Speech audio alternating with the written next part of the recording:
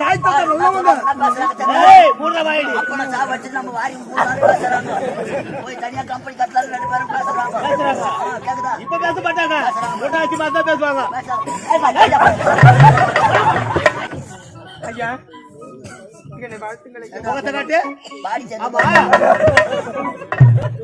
அவனுக்கு தான் புத்தி இல்ல, உனக்குமா புத்தி இல்ல? அப்பா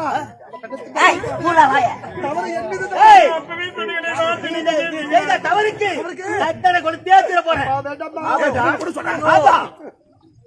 அவன் கைய புடிச்சு பேசுறா.